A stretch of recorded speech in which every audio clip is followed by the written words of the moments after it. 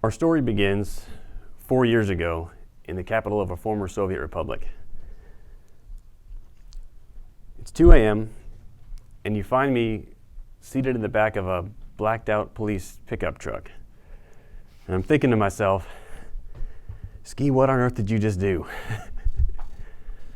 Good afternoon, ladies and gentlemen. I'm Major Brian Lusczynski.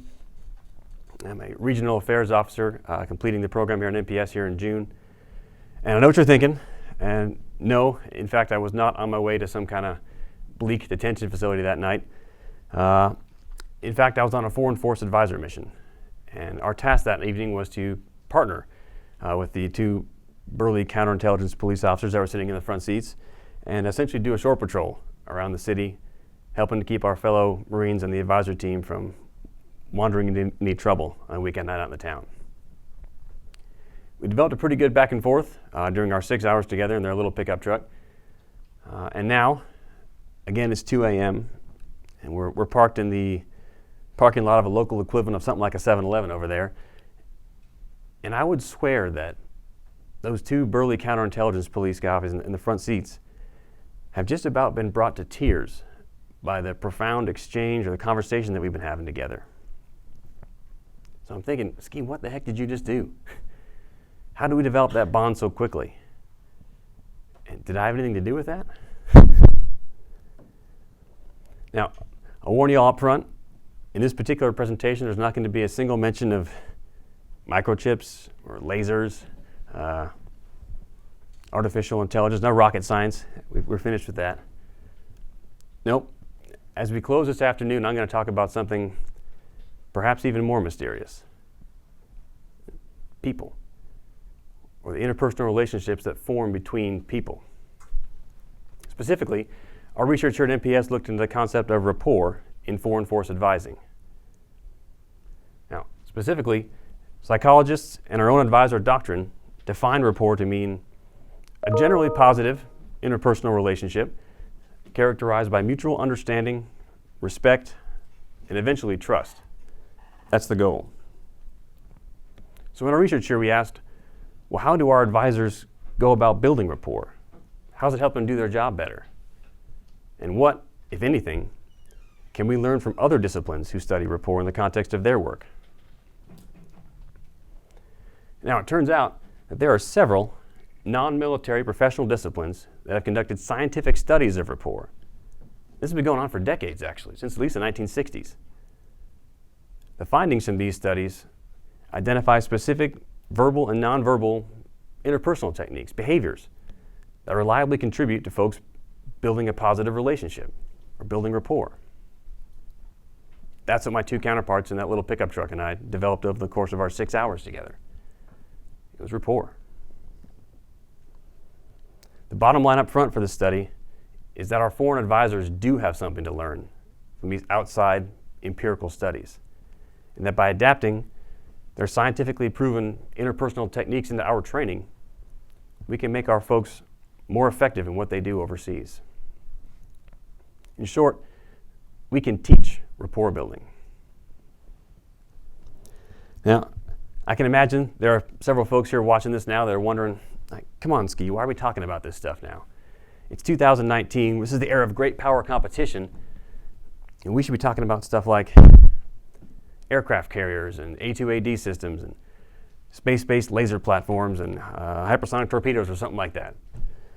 Where does this rapport stuff fit in? Well, foreign engagement missions weren't invented out of thin air for Iraq and Afghanistan, for the post-9/11 era. The United States has a long history of engaging with our foreign counterparts through several periods of great power competition. Perhaps one of the earliest examples takes place in the early 19th century. Certainly an era of great power competition there. This one features the exploits of 3 junior officers sent halfway around the world to raise a foreign army, march hundreds of miles across the desert, and then attack and seize a heavily fortified position on the Libyan coast. Fast forward 150 years, now look into the Cold War. And I bet many folks in here remember something about CAP, the Combined Action Program. Here we had squads of Marines living in the villages, You know these guys are building rapport every single day as they're trying to convince our Vietnamese counterparts to choose us over the communists. But okay, that's history. So what does it have to do with today? It's 2019, we're back in great power competition. What do we do with this? Well, our own strategic guidance echoes that same commitment to building and maintaining a strong network of allies and partners overseas. This foreign engagement stuff isn't going away. We're still working overseas with our partners, as we have been for decades. And the techniques that we're talking about here in our presentation will help make our people more effective in building those alliances and partnerships at the interpersonal level. So in our research here at NPS, we looked at how do we, the DoD, train our advisors before they head overseas. And then we compared that with how other professionals in other disciplines study and use rapport in the context of their work. Citing empirical studies from social and behavioral psychology, we looked at how professionals in academia, business, and law enforcement or intelligence organizations, mostly the CIA and FBI, how do they study and use rapport in the context of their work to be more effective? The questions we asked were things like, how do top-rated professors build rapport in the classroom?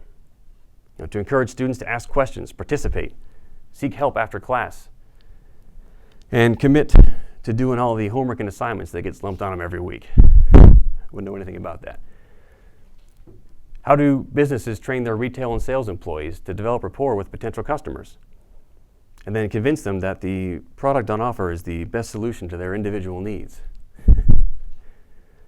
And how do our law enforcement and our intelligence organizations build sufficient trust with their sources or their informants to convince them to provide highly sensitive information, often a great personal risk to themselves? These studies demonstrate some interesting trends. Though, of course, they're widely different in the context of the work that they do between all those disciplines, the interpersonal techniques, the actual things that those professionals did every day to build rapport with their counterparts, whoever they were, those techniques were widely similar between each of those very different disciplines. Here's some examples of what we're talking about. First one, active listening. You've probably heard something about this before, but what does it actually mean? Rather than trying to build some kind of mental transcript of the conversation you're having, that probably wouldn't help anybody. Active listening more describes something like a set of behaviors that together communicates respect for the speaker, but also helps the listener really key into or identify those really important points that the speaker is trying to convey. It helps them to ask intelligent questions during the conversation and then also follow up on those important issues once the two parties break contact for the day. We can teach this stuff now. Another example. It's probably no surprise to most folks in here that a great deal of a speaker's message is communicated through body language. But going a little deeper, our advisors can now be taught to consciously control their nonverbal signals to project a more open or approachable demeanor, something that'll help especially a new counterpart be encouraged to begin the collaborative process, engage with the advisor. Research is also showing that folks who consciously mirror or mimic their counterpart's body language, their gestures and things, begin to trigger something like a subconscious process that suggests a deeper level of similarity or agreement between the two people who are having the conversation. It goes towards building understanding and trust. We can teach this too. One last example here. This one's called common grounding. Now, I would imagine that anybody who's bought a car in the last 15 years or so might recognize this one. Miraculously, whenever you walk into the dealership, whatever random sales associate comes to help you with your questions ends up becoming your best friend ever. They love the same sports teams you do. They follow the same TV shows and movies. They love it all too. They've even got family members living in the home state where you grew up. It's miraculous. But the research is showing that folks who have a generally enjoyable conversation based on common interests, again, triggers some kind of a subconscious mechanism, something that, again, suggests greater agreement between the individuals than the conversation itself. While it may be difficult to imagine what a Marine from Ohio might have in common with a West African police chief. With a little bit of imagination, there's plenty of stuff there that might be ready to help start a conversation. All told, our research here at NPS identified 14 widely cited and readily adaptable interpersonal techniques, things that we can adapt into our training now. You call them scientifically supported tools for the toolbox to help make our advisors more effective on their first mission overseas, not after several iterations of bad experiences in OJT. So in the second phase of our research, we conducted a series of interviews with 9 currently serving U.S. Foreign Force advisors. These are subject matter experts in their field, each with at least 32 months of experience working directly with our foreign counterparts overseas. We asked them about their take on rapport. What is rapport in the context of foreign force advising in your work every day? How do you build it? How do you use it? Their answers are pretty interesting too. Every single one of them stressed that their role essentially boiled down to effectively persuading their foreign counterparts to accept their recommendations, the guidance that they're giving them. And that rapport was absolutely essential to that effort. You can't do it without it. We say, well, that's great. How do you go about building this rapport? What do you do when you meet your first counterpart for the first time? At first, their responses stayed largely at the kind of wavetop level that you see in our current advisor doctrine. Things like study the host nation's culture so you don't step on any cultural taboos. Study the language a little bit so you have some kind of interpersonal connection to start off with. Don't promise what you can't deliver. Things like that.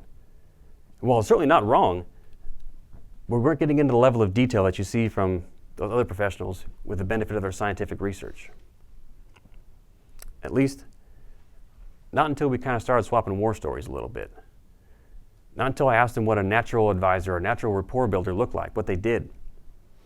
It was then in those kind of more indirect conversations that our advisors, the people we interviewed, started describing some of those same techniques we saw in our earlier deep dive, although they were kind of talking around it a little bit. Things like active listening, common grounding, all little things that we were seeing in our other research. So there's ample evidence to suggest that these same interpersonal techniques work, even in the context of working with foreign counterparts. But we've yet to develop the same refined or systematic understanding of what we're doing. That's what this research is about. So let's help him get started. He wants to do the right thing with his foreign counterparts overseas. He wants to help them improve their security situation. Maybe make the United States a little safer while he's doing it. He's already got shoot, move, communicate, medicate. Those are the easy things. But how does he get his counterpart to actually listen to him? The research has already been done. The findings suggest that most normally adjusted people can improve their interpersonal skills with the proper coaching and practice. Introvert, extrovert, that stuff doesn't matter. There's hope for all of us. The reason this all works, the reason these techniques carry over between academia, business, law enforcement or intelligence, even leadership, is the common denominator. The common denominator through all this stuff is people. The techniques that we're advocating for in our research here at NPS will make better leaders and make them more effective with whoever they're working with, whether it be foreign counterparts or people within their own organizations. Thank you, ladies and gentlemen, for your attention this afternoon, and best of luck in your next endeavors.